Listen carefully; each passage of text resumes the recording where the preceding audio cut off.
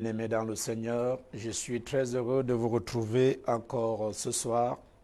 Je suis votre serviteur, le pasteur Zachary Nyanga Loking. Nous sommes là dans le cadre de notre émission donnant sens à ta vie. Et vraiment, la parole de Dieu qui est enseignée ici donne un sens à plusieurs vies aujourd'hui. Et des témoignages ne cessent de nous parvenir, des vies qui sont transformées, des vies qui sont, n'est-ce pas, rehaussées pour la gloire. Nous allons revenir sur le même sujet que nous essayons de développer avec vous depuis 3 semaines déjà. Voilà le sujet sur la confession, la loi de la confession, parce que c'est un sujet important. Et pourquoi est-ce que je tiens tant à ce que vous puissiez connaître ces choses-là? Il y a beaucoup de détresse au milieu des enfants de Dieu. Il y a beaucoup de détresse au milieu du peuple du Seigneur. J'entends les enfants de Dieu qui se plaignent des choses qui leur arrivent, qui se plaignent de leurs conditions de vie qui ne sont pas améliorées, qui se plaignent du statu quo, qui se plaignent de leur état de maladie, qui se plaignent de leur état d'échec. Lorsque vous jetez un regard dans l'Église, au milieu du peuple de Dieu, vous allez constater que c'est au milieu de son peuple qu'il y a plus de cris de détresse, plus de cris de souffrance que dans le monde même parfois. Et il est important que nous puissions, n'est-ce pas, découvrir à la lumière de la parole quels sont les principes, quelles sont les lois, les codes qui sont, n'est-ce pas, révélés à travers sa parole et qui peuvent nous permettre d'avoir une vie chrétienne épanouie, une vie chrétienne réussie, une vie chrétienne heureuse. Parce que le désir de Dieu, c'est que votre vie chrétienne puisse être une vie chrétienne réussie, épanouie, une vie chrétienne, n'est-ce pas, avec plein de rebondissements positifs, de manière à ce que le monde qui vous regarde, les gens qui vous observent depuis le moment où vous avez connu le Seigneur, qu'ils se disent véritablement, vous n'êtes plus la même personne. Vous n'êtes plus la même personne, vous avez changé, vous avez progressé, vous êtes très loin.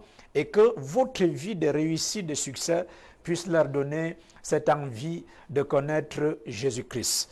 C'est pour ça que nous nous attelons à vous révéler ces choses-là pour que vous puissiez savoir comment est-ce que vous êtes supposé fonctionner, n'est-ce pas, pour vivre la vie chrétienne victorieuse à laquelle vous avez été destiné. Voilà pourquoi je parle ces jours-ci de la confession.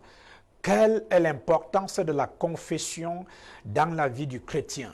La confession, elle est importante. Si vous ne comprenez pas que votre vie est dans votre bouche, votre avenir est dans votre bouche, tout ce que vous voulez voir dans votre monde, tout ce que vous voulez avoir, tout ce que vous voulez posséder, tout ce que vous voulez réaliser, tout ce que vous voulez accomplir, se trouve dans votre bouche et non au ciel. Alors, si vous ne comprenez pas ça, vous allez vivre au même niveau que vous êtes actuellement, vous plaignant, vous lamentant des choses qui vous arrivent, alors que la puissance est dans votre bouche. Vous devez tout simplement l'utiliser pour devenir la meilleure version de vous-même. Alors, ce soir, nous allons continuer. Vous savez, lorsque vous étudiez la vie de Jésus-Christ sur la terre, vous allez voir comment est-ce qu'il a fonctionné. Et c'est plus facile pour nous d'apprendre à partir de sa vie. Qu'est-ce qu'il a fait? Comment est-ce qu'il a fonctionné? Quelles sont les choses qu'il a dites? Par exemple, dans Marc chapitre 4, verset 39, il a utilisé les paroles pour calmer la tempête. Il était dans un bateau et puis le vent et l'eau a commencé à remplir la barque dans laquelle se trouvaient Jésus et ses disciples. Et c'est ainsi que ses disciples vont le réveiller parce qu'il dormait en lui disant, « Maître, ne vois-tu pas que nous sommes en train de périr ?» Et lorsqu'il se réveille, il ne se plaint pas. Il sait exactement ce qu'il doit faire. Et la Bible dit, il a parlé, il s'est adressé au vent. Il a dit, « Tais-toi !» Et le vent s'est calmé. Le vent, la tempête s'est arrêtée. Vous voyez, qu'est-ce qu'il a fait pour arrêter la tempête? Il a utilisé des paroles. Il a utilisé les paroles. Il a parlé, n'est-ce pas, à la tempête. Il a parlé au vent. Vous voyez, le vent s'est arrêté. Il ne s'est pas plaint. il a utilisé exactement la loi de la confession, s'adresser à cette situation, dire, libérer une parole de foi sur la tempête, sur le vent. Et c'est ainsi que le calme est revenu. Et vous savez, quand vous évoluez toujours, vous allez remarquer que dans n'est-ce pas, dans Luc chapitre 8 par exemple, verset 25, les disciples de Jésus-Christ seront étonnés par la manière par laquelle cet homme parlait. Ils diront, quel est cet homme dont les vents et l'eau, à qui le vent et l'eau obéissent? Ils étaient étonnés de la manière dont le maître parlait. Vous savez, c'est à cette vie que nous avons été destinés. C'est à cette vie. Nous avons les paroles de foi qui sont dans nos bouches.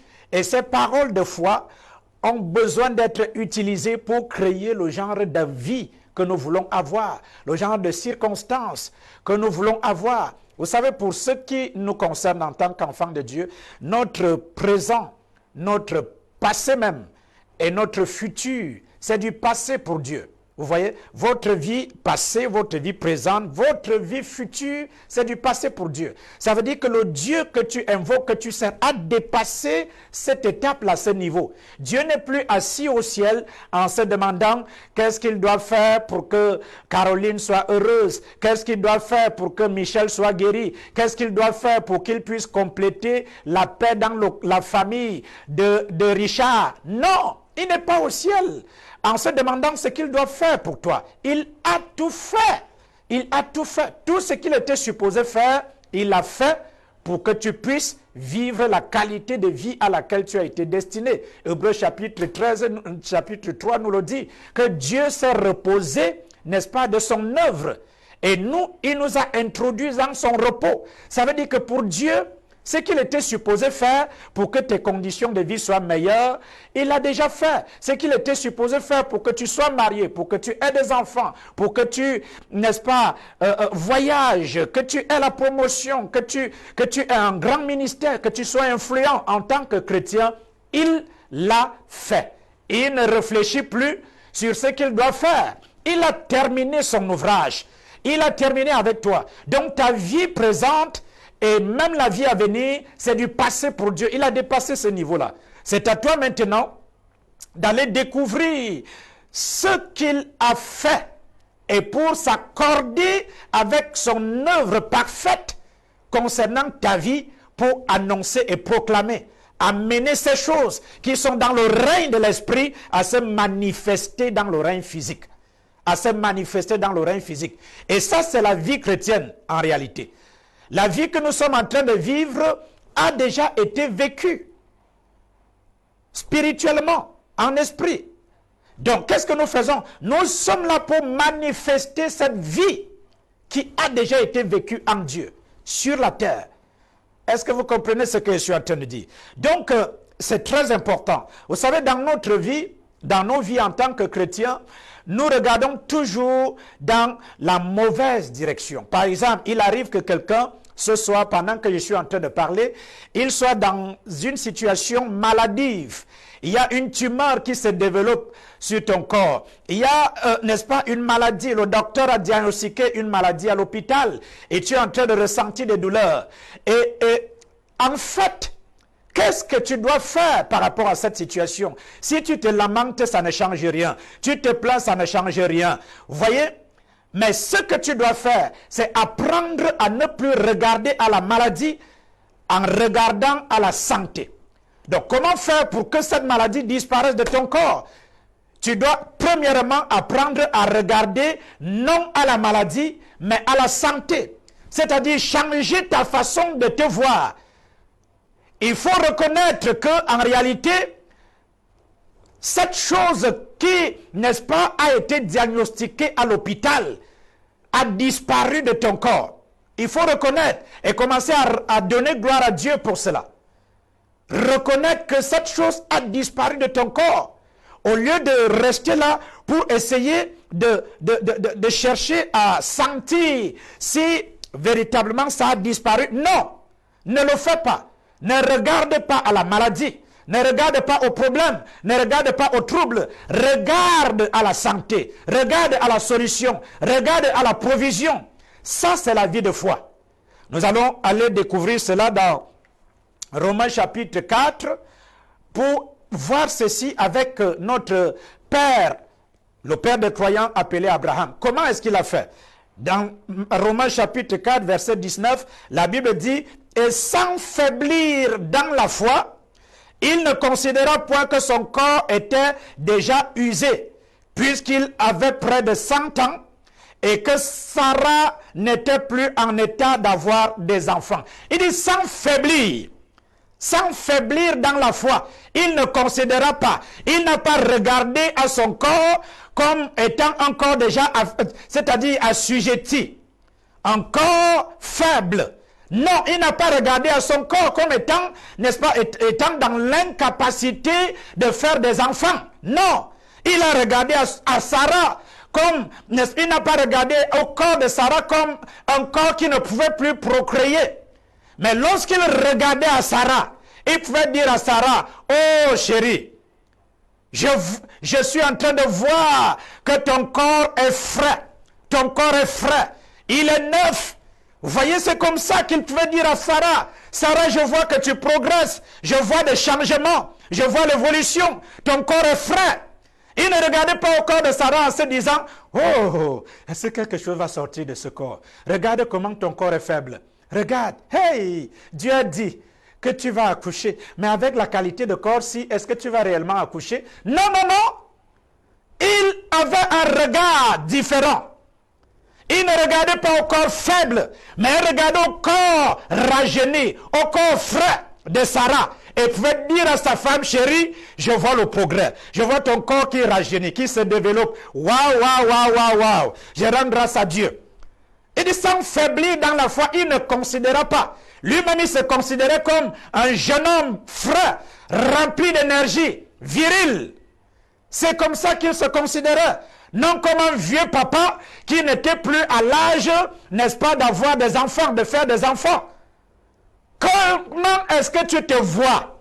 Est-ce que tes yeux, tes regards sont focalisés sur ce problème? Tu n'arrives pas à dormir, tu n'arrives pas à avancer, tu n'arrives pas à évoluer parce que tu regardes dans la mauvaise direction.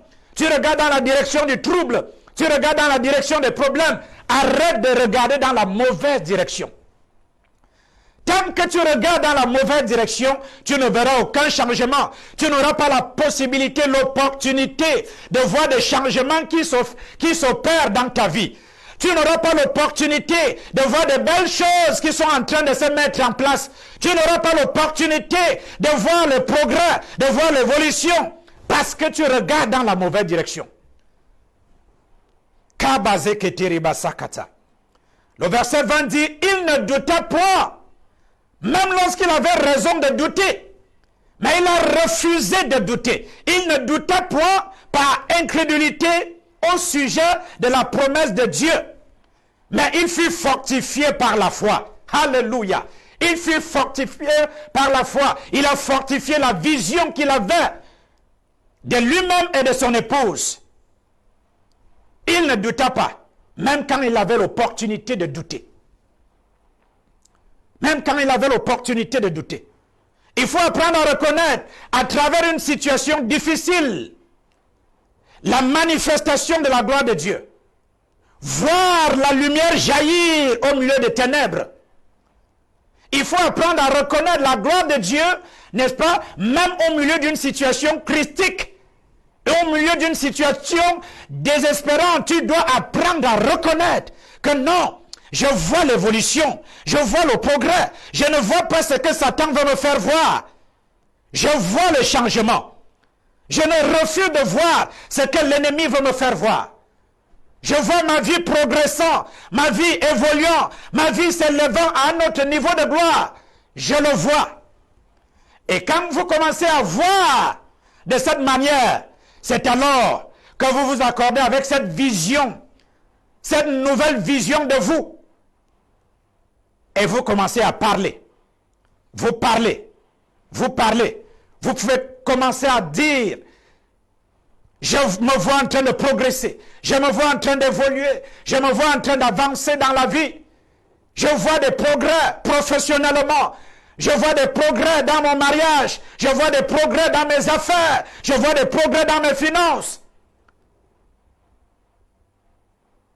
Tu homologia.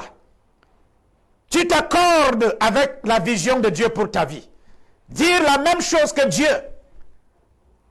Il dit, mais il ne douta point par incrédulité au sujet de la promesse de Dieu, mais fut fortifié par la foi, donnant gloire à Dieu. Vous voyez, il était encore dans cette situation sans enfant, mais il pouvait déjà commencer à donner gloire à Dieu. Oh, je te rends grâce, Seigneur, pour mes enfants. Merci pour Isaac. Merci pour Ismaël. Il donnait déjà gloire à Dieu pour les enfants, alors que les enfants n'étaient pas encore là. Mais il pouvait déjà les voir. Il pouvait les voir à partir des yeux de l'intérieur, avec les yeux du prophète, voir dans l'invisible. Il pouvait regarder et voir et rendre gloire à Dieu pour ce qu'il voyait. Qu'est-ce que tu vois? Qu'est-ce que tu vois? Tant que tu ne vois rien, rien ne peut changer. Vous savez, beaucoup de personnes prient. Mais quand tu pries, pourquoi ta prière n'est pas exaucée? Pourquoi ta prière n'a pas, n'est-ce pas, n'a pas un impact dans ta vie? C'est parce que tu pries sans rien voir. Tu ne vois rien. Tu pries avec les nuages dans ton esprit. Tu pries avec l'obscurité dans ton esprit. Tu pries même avec la conscience de la maladie, la conscience de l'échec. Change cette image. Une personne qui a une mauvaise image d'elle-même ne peut pas avancer. Change cette image. Or, verset 21, et la Bible dit, et ayant la pleine conviction, kabasakatabaya. Il dit, ayant la pleine conviction, il était convaincu. Personne ne pouvait l'amener à douter. Vous voyez, il était convaincu que ce que Dieu a dit, ce qu'il a promis, il peut l'accomplir. Il avait la conviction, des convictions fermes quant à la parole de Dieu le concernant, quant à la parole de Dieu concernant sa famille, des convictions fermes. Est-ce que tes convictions par rapport à la bénédiction de Dieu pour ta vie sont fermes? Est-ce que tu chancelles quand les choses ne vont pas bien? Est-ce que tu dis, oh je ne sais pas, oh mon Dieu, est-ce que ça va marcher? Non, Abraham n'était pas comme ça. Il avait la conviction que peu importe ce qu'il voyait, peu importe la réalité, il avait la conviction qu'il était le père d'une multitude. Quelles sont tes convictions par rapport à ta foi? Quelles sont tes convictions par rapport à ta vie chrétienne? Quelles sont tes convictions par rapport à la parole de Dieu, par rapport à la bénédiction de Dieu? Quelles sont tes convictions? Est-ce que tu es ferme dans tes convictions? Ou alors tu es chancelant? Quand les gens commencent à se moquer de toi, quand les gens commencent à te dire, depuis que tu pries, je ne vois rien. Quelles sont tes convictions? Est-ce que tu chanceles? Est-ce que tu doutes? Quelles sont tes convictions? Vous voyez, c'est ça la vie chrétienne. C'est ça la vie chrétienne. Quelles sont tes convictions? Ayant la pleine conviction que ce qu'il promet, il peut aussi l'accomplir. Ce qu'il promet, il peut aussi l'accomplir. Et il pouvait donc confesser les enfants. Il pouvait dire, je vois Isaac. Confesser, c'est s'accorder avec ce que Dieu a dit concernant ta vie, concernant tes finances, concernant tes affaires. Vous voyez, il y a des gens qui pensent que si vous ne maîtrisez pas ces principes bibliques, si vous ne maîtrisez pas, n'est-ce pas, ces secrets, vous ne pouvez pas évoluer. Donc il ne suffit pas d'écouter. La parole de Dieu n'est pas faite pour écouter, elle est faite pour agir sur elle. Donc quand tu écoutes, agis sur ce que tu as écouté. N'attends pas, ne laisse pas. Agis. Confesse ta victoire. Confesse ton triomphe. Confesse tes progrès. Tu peux affirmer avec assurance, même quand les circonstances négatives veulent te faire douter en te disant, tu ne progresses pas. Tu dis, moi, Zacharie Nyanga, je vois mon progrès, je vois mon évolution.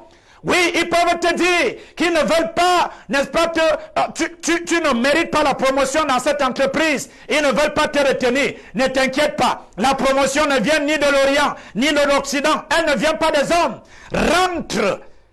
Parce que la puissance est dans ta bouche. Commence à proclamer ta promotion. Dans cette structure, je suis promu, je suis promu, je suis promu, je suis promu. J'avance dans mon entreprise. Je vois mes finances qui augmentent jour après jour. Augmentent.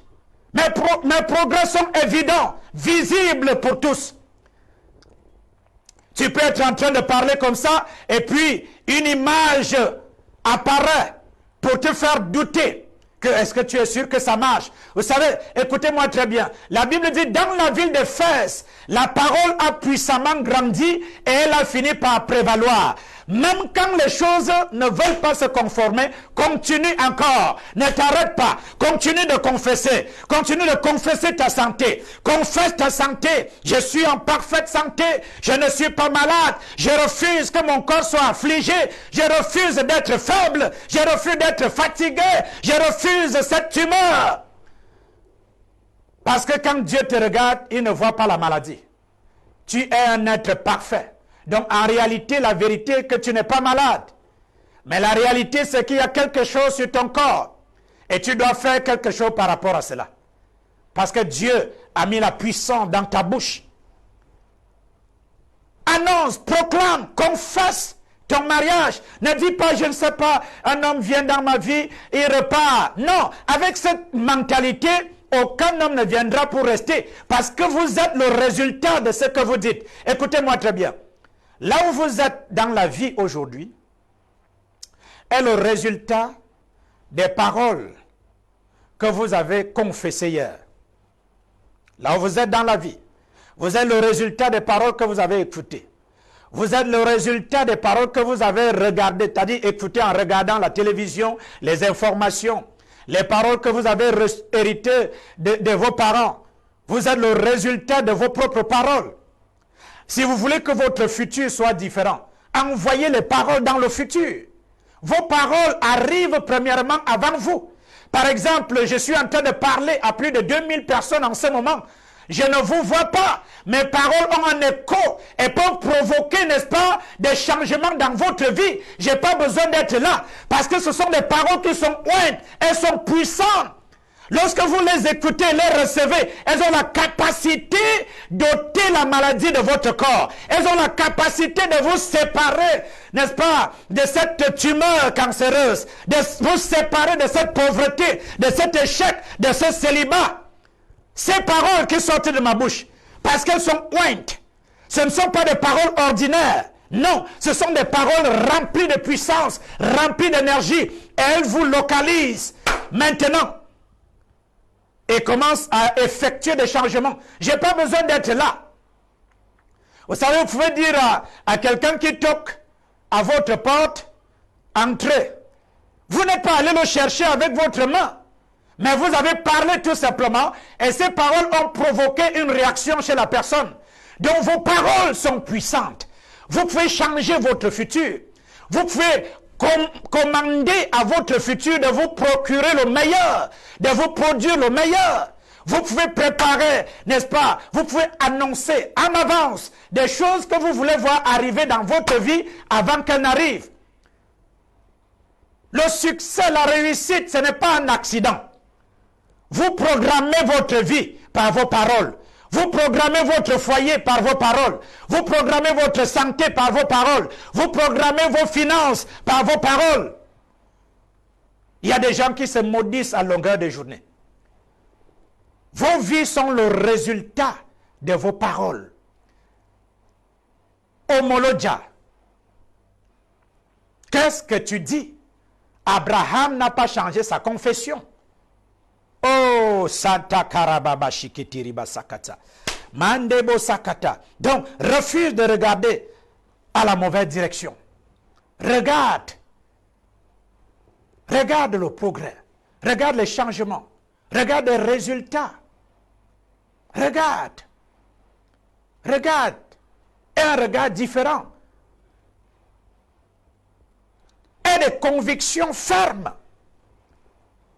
Sois quelqu'un qui ne chancelle pas. Quelqu'un qui ne peut pas chanceler. Qui est bâti sur du roc. La Bible dit dans Somme chapitre 1, n'est-ce pas, que tu es comme un arbre planté. Planté près d'un courant d'eau. Planté, c'est-à-dire tu es bâti, tu es établi dans la parole. Et tu sais que ce que Dieu a dit, parce que tu t'accordes avec ce que tu as dit, ta vie devient en ce moment le reflet de sa parole, l'image expresse de sa parole. Homologia. Bien-aimé dans le Seigneur, tu peux avoir une vie meilleure, tu peux avoir une vie réussie, tu peux avoir une vie bénie, tu peux avoir une vie pleine de rebondissements positifs. Tu peux programmer ton futur, le futur de tes enfants, tu peux programmer le futur de ton époux. Tu peux regarder à ton mari et dire, je vois un homme fidèle et loyal. Je ne vois pas quelqu'un qui monte et descend, qui va dans tous les sens. Je vois un mari aimable. Oui, un mari aimable. Je vois un mari qui aime ses enfants, qui aime son épouse, qui aime sa famille. Arrête de dire, je ne comprends pas la qualité que Dieu m'a donnée, si le fardeau que Dieu m'a donné. Non, Dieu ne te donne pas un fardeau. Arrête de dire que je ne comprends pas si je savais. Non. Si réellement tu es entré dans cette relation, ça veut dire que tu as la capacité de la conformer au dessein de Dieu pour toi. N'abandonne pas. Tu as une responsabilité. Tu as, n'est-ce pas, un devoir. Tu as un rôle important à jouer. Vous savez, quand vous trouvez l'or, vous le trouvez à l'état brut, de manière à ce que si on vous donne l'or, vous allez rejeter. Mais l'or passe par plusieurs étapes, plusieurs phases, avant de devenir ce bijou qui brille. Tu peux avoir une meilleure vie. Bien-aimé dans le Seigneur, je suis convaincu que cet enseignement a révolutionné ta vie et ton futur. Et qu'à partir de cet instant, tu ne vas plus te plaindre, te lamenter. Tu ne vas plus avoir un regard, n'est-ce pas? Tu ne vas plus regarder aux choses que tu vois. Mais tu vas commencer à regarder aux choses invisibles qui doivent se mettre en place pour toi. Et tu vas commencer également à dire ce que Dieu a dit concernant ta vie. C'est là que se trouve le changement. C'est là que se trouve le changement. Je prie pour toutes les personnes qui me regardent, que ce soit à partir de Facebook, Messenger, WhatsApp et, n'est-ce pas, My Gospel TV. Vous qui me regardez à travers le monde, la grâce vous localise. Oui, recevez cette grâce pour que vous puissiez vivre la vie chrétienne glorieuse et victorieuse. Une vie triomphante, une vie, n'est-ce pas, de richesse, une vie de gloire, une vie de succès, une vie de progrès. Et que vos progrès soient évidents pour tous. Vos progrès soient visibles. Vous allez commencer à expérimenter des changements et des témoignages dans tous les domaines de votre vie. Vous allez commencer à rendre gloire à Dieu pour des belles choses que vous allez commencer à voir dans un avenir proche ou lointain. Je te vois épanoui, je te vois béni, je te vois prospère, je te vois riche, je te vois devenir la meilleure version de toi-même. Tu es béni. Tu peux me contacter à partir des numéros de téléphone qui sont au bas de l'écran. Je suis à ton écoute. Je suis là pour t'assister, pour te coacher, pour t'apporter l'aide nécessaire dont tu as besoin.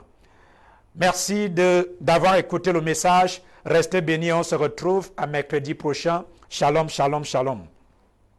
Christian Family Ministry, le ministère de la famille chrétienne, vous présente Soyez transformés par le renouvellement de votre intelligence. Ain't it just like a tear to go and blur out everything? Donnez un sens à ta vie avec le pasteur Zachary Nyanga, le King. To fall and break so. Contactez-nous par Facebook et par le numéro suivant. Just like love to leave a mark on the skin. Good morning, brother. First, I came to tell you God loves you. Now wait till you got. So we are my